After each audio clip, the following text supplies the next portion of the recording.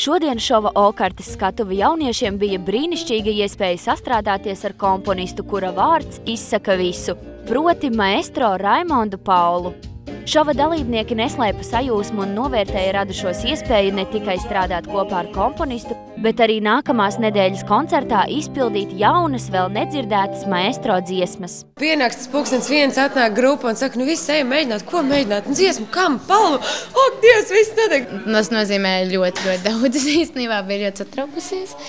Bet, nu jā, tā it kā likās tā mierīgi, un tad tu ieraugi viņu tāds pagodinājums. Tiešām ļoti priecājos par šo iespēju, un būs superīgi nākošā nedēļa. Protams, kā ar maestro strādāt ir gods, jo viņš tomēr ir, manuprāt, visietekmīgākā persona Latvijas mūzikā vispār, kāda jebkad ir bijusi un kāda jebkad, man liekas, arī būs. Pats Raimonds Pauls.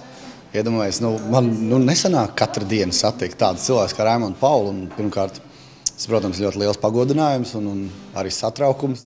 Antrai tikšanās ar maestro izvērtusies par īpašu piedzīvojumu. Es vēl beigās aizgāju sapacēties, uzzokt tādu mierīgāku drēbīti, lai izskatītos mazliet tāda kārtīgāka. Es jau esmu kārtīga, bet gribējos vēl kārtīgākai būt.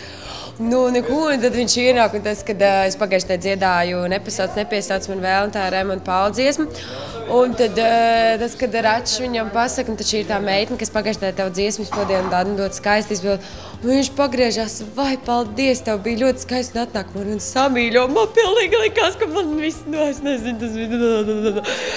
Dalībniekiem izdevies lieliski sastrādāties ar Raimondu Paulu. Visi kā viens atzina, ka kopīgs mēģinājums devis vēl lielāku stimulu darboties, un katrs viņa ieteikums noglabāts līdz koncertam. Pauls tāds baigi foršais, tā sēž, sveiki, tur čau, ugunsdzēsējs, Patīkam jau, ka viņš sēž tur paklausās un tā, viss kā, viņš tik foršs, un nevis tur uzreiz kaut ko, vecīt nedzied, vai ne? Bet es domāju, ka tas tikai palīdz. Šitādas tikšanās un tādas, teiksim, noklausīšanās, ka viņš ir klāt, tas tikai palīdz viennozīmīgi, ka tev pats autors un vēl tāds cilvēks kā Raimonds Pauls paklausās, pasēž, paskatās un labi, davai. Katru dienu nevienam cilvēkam garām neiet Raimonds Pauls, un kur vēl samīļot, es nezinu, bet saka, man tāds baigais pacelējums uzreiz ir, ka man vispār tāda iespēja dzīvē dot ar tādiem cilvēkiem kopā strādāt vai kaut vai redzēt viņus pie sevis blakus, un ka viņi man pasaka, tu dziedās to, tev baigi smuki izsanāk, un vēl pasaka man paldies, kad es tik labi nodziedāju, viņa dziesmu to pilnīgi, Šeit, ka vajag ritīgi tur bliest tās beigas, viss pilnu banku un pa priekšnesumu. Jā, es teicu, ka viņš droši vien būs tāds kā parasti kuku, un viņš teica, aiziet, lai iet. Arī pats maestro neslēpa, ka sadarbība ar jauniešiem bijusi veiksmīga, un vislielākais prieks komponistam par to, ka jaunie dziedātāji izrāda milzu interesi par sadarbību. Viņam tas pašiem patīk un paši viņi to grib darīt, tas ir pats svarīgākais, nevis es iedošu. Es esmu pietiekuši savā laikā visiem dalīts un devis, kaut kur labi, rezultāti kaut kur ir bijuši, nevienmēr labi. Bet te viņiem pašiem tā dziesmu daudzuma, kas man ir, tad faktiski viņiem jāizmeklē to, kas viņam sēž. Ja viņi jau vēl nav gatavi, teiksim, tādai, ka viņš var jau pateikt, es tikai dziedāšu to un neko citu, un viņš jau ir solists un zvaigznes. Maestro jaunajiem talantiem palīdzējis gan ar dziesmu izvēli, gan devis vērtīgus padomus par pašu priekšnesumu. Mums te kopīgiem spēkiem, tā kā mēs te šodien drusiņ paklausāmies, man liekas, varbūt mainām, tā dziesma nesēž. Visas dziesmas nekad nesēdēs. Un tas ir ļoti svarīgi. Svarīgi arī tad, kad viņi iziet publikas priekšā ekrānā, es jau ļoti labi redzēju, tā nevienā pārraidē, kur ir tie vājie punkti un kuri vinnē, kur dziedātais, tas viņam piestāv, uzreiz jūt.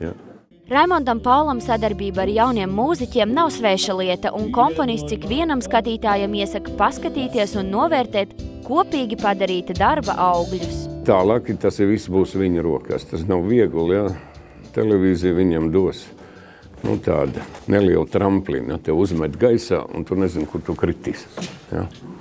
Varbūt, ka tu krīt. Varbūt tu paliksi tur kaut kur.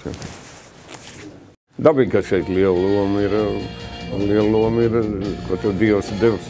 Tā ir balss. Balss. No tā jau mēs tikai arī varam sākt kaut ko.